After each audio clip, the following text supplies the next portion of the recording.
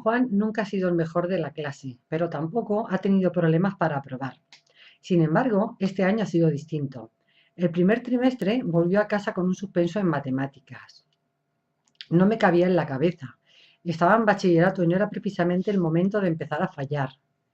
Quizás fui un poco duro con él, pero ni la sombra de lo que mi padre hubiera dicho o hecho conmigo si llego a suspender una asignatura troncal. La única responsabilidad de Juan es su vida académica. No le exigimos nada más. Le dije que se habían acabado las distracciones. Incluso le contraté un tutor particular para que le ayudara a ponerse al día con las dichosas matemáticas. Cada noche le preguntaba cómo lo llevaba, pero casi nunca lograba arrancarle más de tirando un poco mejor. De acuerdo, soy una de esas personas que cuando se les mete algo entre ceja y ceja, no lo dejan ir, pero tenía motivos para ser exigente con mi hijo, para pedirle que rindiera al máximo. Su futuro dependía de ello. Sus notas determinarían sus opciones para acceder a la universidad. De ahí mi cabreo supremo cuando el segundo trimestre llegó con un regalo tan inesperado como envenenado. 3 señores suspensos. No daba crédito. Me contaba que no era un problema de capacidades ni de horas dedicadas a estudiar. Me sentía tan frustrado que lo único que se me ocurrió fue castigar a Juan sin salir durante un mes y retirarle el móvil hasta final de curso. Casi ni protestó cuando se lo dije. Simplemente se encerró en su habitación. Al día siguiente empezó a estudiar cada día después de clase con el profesor particular. Se pasaba los fines de semana en casa y se volvió más callado y retraído que de costumbre. Yo daba por hecho que se debía a los castigos y no lo dejaba pasar. El último día de clase volvió a casa y, sin mediar palabra, me entregó el sobre con las notas. La cosa no pintaba bien. Efectivamente, 3 suspensos de nuevo, lo que significaba repetir curso. Tras mi épica bronca y la falta de respuesta por su parte, decidí que el asunto me superaba por completo y opté por pedir ayuda. A la semana siguiente estábamos ante un psicólogo y orientador laboral contándole lo que había sucedido. Primero habló con Juan, luego entré yo también. Estuve hablando un buen rato, con Juan a mi lado mirándome de reojo. Cuando terminé, el psicólogo me miró en silencio unos segundos y me dijo: ¿y en esta situación, cuál cree usted que es el problema? Que mi hijo suspenda, respondí al instante. Los suspensos no son el problema, sino un síntoma del verdadero problema, afirmó. Y seguidamente añadió: no se trata de falta de interés, de atención ni de capacidad intelectual. Su miedo a que su hijo fracasara le ha llevado a presionarle tanto que le ha bloqueado a él también, porque lo que más teme su hijo es fallarle a usted. Y algo hizo clic. 7. El veneno de la ira. La ira destruye más a quien la emite que a quien se dirige. Anthony de Melo. Aquí quiero hacer un inciso porque una vez más en otro libro volvió a aparecer. He de decir una vez más, tengo por ahí algún vídeo colgado con el tema del perdón. Y bueno, y en cualquier sitio que pueda leer algo de crecimiento personal, en todos sitios pone lo mismo. La ira y la rabia, el odio, por mucho que señales a otra persona, no le afecta. A la única persona que le afecta es a ti mismo, a tu propio cerebro. En el momento que estás emitiendo juicios y le deseas algo malo a la otra persona, todo eso te viene de vuelta a ti. Ese malestar y esa rabia que llevas dentro, lo único que hace es provocar en tu cerebro cortisol y eso lo toman las neuronas de tu cerebro y, y simplemente se mueren. Es así de sencillo y de simple. Por lo tanto, olvídate de la rabia, de la ira, del odio, porque te autodestruyes poco a poco sin darte cuenta. Continuamos. Últimamente estoy tan cabreada que no soporto la compañía de los demás. Querido diario, fuego. Siento fuego en el pecho como si una hoguera invisible se hubiera encendido en mi interior. Desde pequeña me han dicho que tengo mucho carácter, que en eso me parezco a mi madre. Soy de armas tomar y me da una rabia horrible no poder controlarme a veces. Pero cuando alguien hace algo que me parece injusto o dice algo que no es verdad, siento una dolorosa punzada en el pecho. Entonces me caliento, me acelero, como si estuviera en una montaña rusa de la que no puedo bajar. Como esta tarde, cuando mi madre me ha dicho que si le había cogido su chaqueta preferida y le he contestado que sí. He ido a mi cuarto y se la he devuelto con un pequeño agujero. Ups. Nada más verlo, mi madre se ha puesto como una loca. Que si es una falta de respeto, que si nunca cuido las cosas, que si no me preocupo por nada. Y he saltado. Entonces ha comenzado un festival de insultos, portazos y amenazas. Y me han invadido las ganas de salir corriendo y no volver a casa nunca más. Yo me he pasado un huevo, pero mi madre no se ha quedado atrás. Me decepciona tu falta de respeto y estás más que castigada. Han sido las cosas más suaves que me ha dicho. Desagradecida, irresponsable, egoísta. Se ha quedado bastante a gusto. Y aunque ahora estoy en mi habitación haciendo ver que no me afecta lo que me ha dicho, la verdad es que me siento como una mierda. Ya lo leí en algún sitio. La ira es un veneno lento, pero mortal. Como un cuchillo de doble filo. Cuando lo utilizas, termina sangrando tú también. Vaya mierda. No quiero volver a sentirme así. Si lo llego a saber, no me acerco a la chaqueta. Total, me la había puesto para que Pablo la viera y ni siquiera ha venido hoy a clase. Todo esto para nada. La ira quema como el fuego. Consume y arrasa todo lo que está a su alcance. Corrosiva como el ácido, destruye nuestras relaciones y aniquila nuestra capacidad de razonar. En su versión más extrema se transforma en violencia y agresividad. Sin embargo, es una de las emociones básicas del ser humano y cumple una función útil para nuestra supervivencia. Es una manifestación de nuestro instinto de conservación, tanto físico como psicológico. Y para aprender a canalizar la fuerza que nos proporciona hacia fines más constructivos y menos dañinos, especialmente en lo que respecta a nuestros hijos, necesitamos comprender cómo funciona. Bien dice anteriormente que la ira es una de nuestras emociones básicas. Sí, tenemos 6 emociones básicas y bien está dicho que la ira es una de esas 6 emociones básicas. Esto funciona como los colores primarios. Hay 6 colores primarios y a partir de ahí, con la mezcla de unos y otros, salen una infinidad de colores. Pues con las emociones pasa lo mismo. Tenemos 6 emociones básicas y a partir de la mezcla de lo que sentimos unas con otras, aparecen otras muchas. Pero esto lo dejaremos para otro vídeo. Como cualquier otra emoción, la ira es una fuente de información.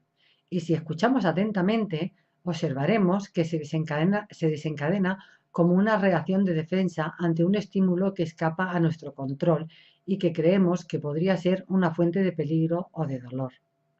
Esta respuesta biológica nos permite luchar cuando somos atacados y puede resultar muy útil en situaciones en las que nuestra integridad física se ve amenazada. Lamentablemente, este mecanismo se dispara con la misma intensidad en nuestra vida emocional, dificultando en gran medida nuestras relaciones y dejándonos un pozo de malestar e insatisfacción. Hija de la frustración y del miedo, la ira nos suele invadir cuando la lealtad no se adapta a nuestras expectativas, a lo que creemos que debería ser, y toma el control de nuestra vida cuando no somos capaces de gestionar constructivamente una determinada situación, información o acción. De este modo, en nuestro día a día nos enfadamos cuando nos critican, cuando nos faltan al respeto, cuando consideramos injusto un acontecimiento concreto e incluso en un simple atasco de tráfico. ¿Cómo es posible que me haya dicho eso? Estoy harto. O bien, desgraciado, a ver si miras por dónde vas. Así se suceden en nuestra vida las palabras acaloradas y los enfrentamientos encarnizados, dosis de adrenalina pura a ritmo de taquicardia. Pero esa necesidad de reafirmarnos e imponer nuestro criterio sin atender a razones tiene consecuencias y suele dejarnos una tremenda resaca emocional, especialmente cuando nuestro ataque de ira se dirige a nuestros hijos, si aspiramos a que ellos dejen de responder a los obstáculos que la vida les irá poniendo con enfado. Gritos estériles y palabras afiladas. Tenemos que empezar por aprender a gestionar nosotros esa emoción de manera menos destructiva. Sin embargo, no resulta difícil evitar sucumbir a este tipo de reacciones. A veces, nuestros hijos buscan probar sus límites y los nuestros, poniéndonos en situaciones complicadas, pero la respuesta que damos en esas situaciones hablará más alto y calará más hondo que cualquier castigo o discurso que les apliquemos. Pongamos, por ejemplo, una noche cualquiera en la que tras un día complicado en el trabajo, el cansancio no juega a nuestro favor y nuestro estado de ánimo tampoco. Al llegar a casa, nuestro hijo adolescente, siempre respetuoso y obediente, no se digna salir de su habitación a saludar. Es más, se hace el remolón cuando ha de poner la mesa para cenar y contesta de mala gana a las preguntas que le hacemos. Hacia el final de la cena nos revela que ha suspendido el último examen de matemáticas y que ha perdido el móvil nuevo que le regalamos hace escasamente un mes por su cumpleaños. La inutilidad de la ira. Además, nos lo suelta todo dando por hecho que le compraremos otro móvil, dado que lo necesita, según él. En ese instante perdemos de vista todo lo demás, la frustración, la sensación de falta de valoración y de respeto. Todas esas emociones se unen en una bola de fuego que nos atrapa y estalla en forma de gritos y letanías, promesas de castigo eterno e intentos de hacer comprender a nuestro hijo sus errores. Descargamos muchas cosas en esa bronca y posiblemente recibimos a cambio respuestas poco agradables, incluidos insultos, amenazas, lágrimas y declaraciones incendiarias. Tras el inevitable portazo final, ¿cómo nos sentimos? ¿Aliviados o frustrados? Y aún más importante, ¿qué hemos ganado utilizando la ira como forma de comunicación? Lo único que hace la ira es dar munición a nuestros hijos para repetir e imitar la misma manera de comunicarse. Y si eso sucede, nos resulta fácil de digerir. Cuando nuestro hijo nos grita, nos trata de injustos, nos repite una y otra vez que no le entendemos e incluso nos llega a insultar, nuestra reacción inicial es responder en el mismo tono. Pero tal como evidencia el ejemplo anterior, eso no nos ayudará a mejorar la situación ni a aliviar el malestar de nuestros hijos. Si aspiramos a liberarnos de esa actividad impulsiva que demasiado a menudo nos aleja del padre o la madre que queremos ser, tenemos que empezar por cultivar el espacio que existe entre el estímulo, la bordería de turno de nuestro a veces exasperante retoño y la respuesta que damos. Una buena forma de empezar es recordarnos que lo que nuestro hijo nos dice no es nada personal, simplemente no lo sabe hacer mejor, sobre todo porque nadie le ha enseñado. No es más que una válvula de escape. De hecho, no nos han enseñado ni a nosotros, pues menos a nuestros hijos. Una forma de expresar su exceso de emociones. Es evidente que lo que está haciendo no es constructivo. ¿Podemos conseguir que nuestra respuesta lo sea? No cabe duda de que la furia desatada puede llegar a destruir aquello que tanto enfado nos genera, pero nos destruye a nosotros mismos en el proceso. Sin embargo, puede prevenirse, evitarse e incluso trascenderse. Y no se trata de reprimirla, pues terminará por reaparecer con otra de sus mil caras. La clave está en comprender que cada vez que permitimos que nos invada, Estamos envenenándonos a nosotros mismos. En vez de canalizar nuestra ira en nuestros hijos, podemos darnos espacio para asumir que estamos enfadados. En ese proceso resulta fundamental dar cabida a esa emoción. Es importante permitirnos sentir, pero eso sí, siendo conscientes de que no somos la emoción. Más que nada porque se trata de un estado pasajero y debemos preguntarnos, ¿qué ha provocado esta reacción en nuestro interior? ¿Qué ganamos dejando que la ira tome el control? Si logramos responder honestamente a estas preguntas, estaremos un paso más cerca de superar nuestra cólera y conquistar nuestra serenidad. La ira nutre las guerras que se libran en el mundo, incluidas las que en muchas ocasiones mantenemos con nosotros mismos y por ende con nuestros hijos adolescentes bajo el techo de nuestro hogar. Y no podemos aspirar a la paz en este planeta si no nos comprometemos con liberarnos de la esclavitud y la ceguera a la que nuestra ira nos somete. En última instancia, prescindir de ella no significa renunciar a la firmeza, a la disciplina, a nuestros valores. Esa decisión más bien los refuerza. Llegados a este punto, vale la pena recordar que el espacio que creamos entre un estímulo y nuestra reacción o respuesta es lo que denominamos conciencia. Requiere entrenamiento diario y supone asumir la responsabilidad de nuestras palabras y acciones, dejando de enfadarnos y de culpar o gritar a quienes nos rodean por todo lo que no nos gusta de nuestra vida. Adoptar esta actitud serena ante nuestras circunstancias nos permite superarnos a nosotros mismos. Además, nos brinda la oportunidad de canalizar la tremenda energía que el enfado genera para crear en vez de para destruir. Este es el gran reto que la ira nos propone, un reto que podemos compartir con nuestros hijos. La ira deja señales. Se cuenta que un niño estaba siempre malhumorado y cada día se peleaba en el colegio con sus compañeros. Cuando se enfadaba, se abandonaba a la ira y decía y hacía cosas que herían a los demás niños. Consciente de la situación, un día su padre le dio una bolsa de clavos y le propuso que cada vez que discutiera o se peleara con algún compañero, clavase un clavo en la puerta de su habitación. El primer día clavó 33. Terminó agotado y poco a poco fue descubriendo que le era más fácil controlar su ira que clavar clavos en aquella puerta. Cada vez que iba a enfadarse, se acordaba de lo mucho que le costaría clavar otro clavo. Y en el transcurso de las semanas siguientes, el número de clavos fue disminuyendo. Finalmente, llegó un día en que no entró en conflicto con ningún compañero. Había logrado apaciguar su actitud y su conducta.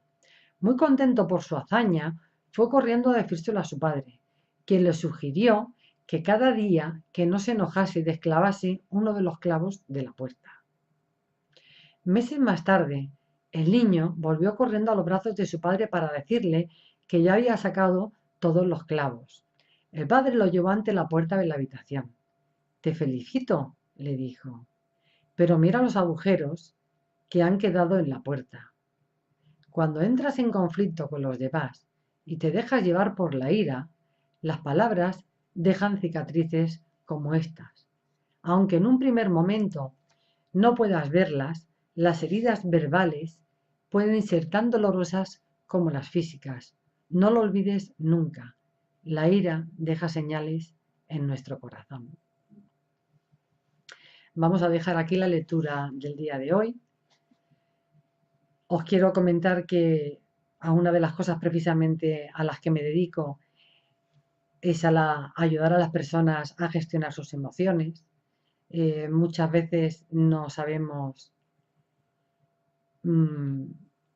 diferenciar una emoción de otra porque se nos juntan varias emociones. Con la ira muchas veces está la tristeza, está la rabia, está la impotencia, está el miedo. Pueden haber muchísimas emociones, son capas, van capas vamos poniendo una capa encima de otra, pero que no os quede nunca la duda de que debajo de cualquier emoción, siempre, siempre, siempre la última por aparecer, perdón, es la culpa. La culpa a que no lo estamos haciendo bien, la culpa a fracasar, a cometer errores. Por lo tanto, si en algún momento sentís esa carencia, ese miedo o ese dolor con vuestros hijos o con cualquier otra persona, bien sea tu pareja, eh, tus padres, incluso ya fallecidos, en el caso de que lo estuvieran, todo esto se puede sanar a través de la herramienta del perdón. Si en algún momento necesitáis ayuda y creéis que yo puedo ser la persona correcta, no dudéis en escribirme y poneros en contacto conmigo. Nos vemos el próximo día. Un beso enorme, os quiero y muchas gracias por atenderme. Chao.